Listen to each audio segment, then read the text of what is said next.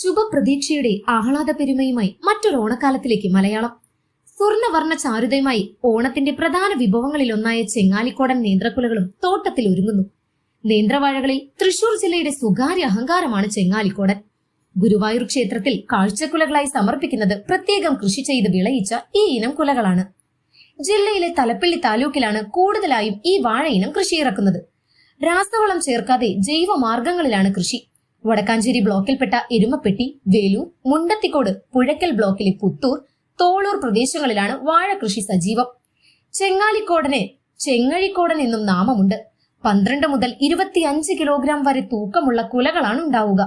പടലകൾ പിരിഞ്ഞ് ആനക്കൊമ്പ് പോലുള്ള കായകൾ പഴുക്കുമ്പോൾ സ്വർണ്ണവർണ്ണമാകും. അതിൽ കര പോലെ തവിട്ടു നിറത്തിലുള്ള നീളൻ വരകളും രൂപപ്പെടും. നേന്ത്രപ്പഴങ്ങളിൽ ഏറ്റവും കൂടുതൽ രുചിയുള്ളത് ഈ ഇനത്തിനാണ്. ഉപ്പേരിയുണ്ടാക്കുവാനും പഴന്നുറുക്കിനും ശർക്കര വരട്ടിക്കും ധാരാളമായി ഉപയോഗിക്കുന്നു. നല്ല തുറന്ന സ്ഥലത്ത് നടുന്നതാണ് ഉത്തമം.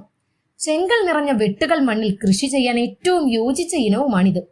കൃഷിക്ക് പ്രത്യേകം പരിപാലന മുറകൾ ആവശ്യമാണ്. തിരഞ്ഞെടുത്ത മാതൃവാഴയിൽ നിന്ന് ഇളക്കിയെടുത്ത 3.5 മാസം മൂപ്പുള്ള കന്നുകളാണ് നടീൽ വസ്തു.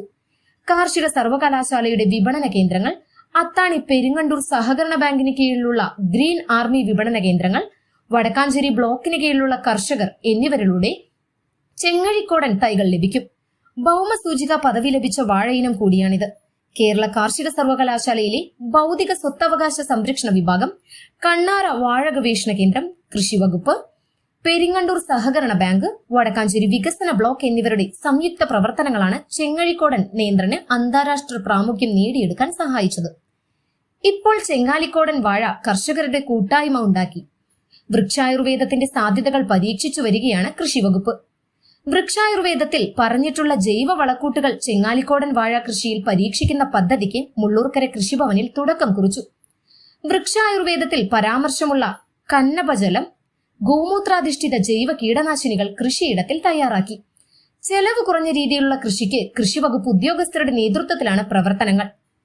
ഇപ്പോൾ 1 കിലോ പഴത്തിന് 70 രൂപ മുതൽ മുകളിലോട്ടാണ് വില. കാലാവസ്ഥാ വ്യതിയാനം വിളവെടുപ്പിനെയും ബാധിച്ചതായി കർഷകർ പറയുന്നു. നേരത്തെ കായകൾ മൂത്തതോടെ പല സ്ഥലത്തും കുലകൾ വെട്ടിത്തുടങ്ങി. ഓണത്തിന് ഇനിയുമുണ്ട് ദിനങ്ങൾ. അതുകൊണ്ട് തന്നെ ഓണനാളുകളിൽ സെഞ്ചുറി പിന്നിടും വില.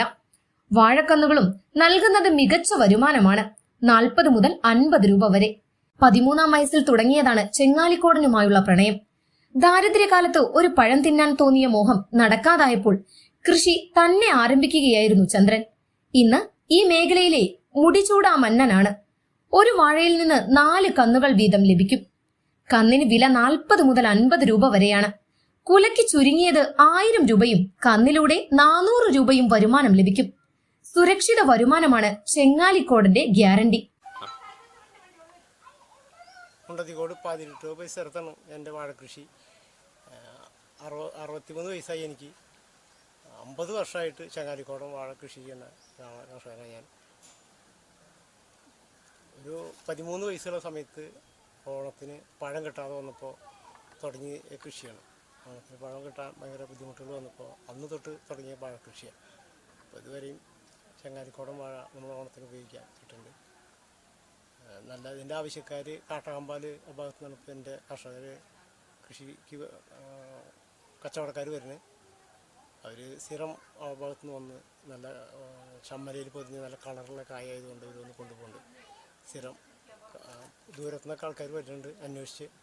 ഒരു 6 വർഷമായിട്ട് ഒരാൾ സ്ഥിരമായിട്ട് നമ്മുടെ കായ പിന്നെ കണ്ട് കൊണ്ടുപോകണതാണ്. കാട്ടാമ്പാലാണ് ആൾ വിൽപ്പന. അത് ആൾ ഗുരുവായൂർ ഭാഗങ്ങളിലൊക്കെ ഇവിടുന്ന് കൊണ്ടുപോയിട്ട് വിൽപ്പന നടത്തുന്നത്. ഓക്കെ.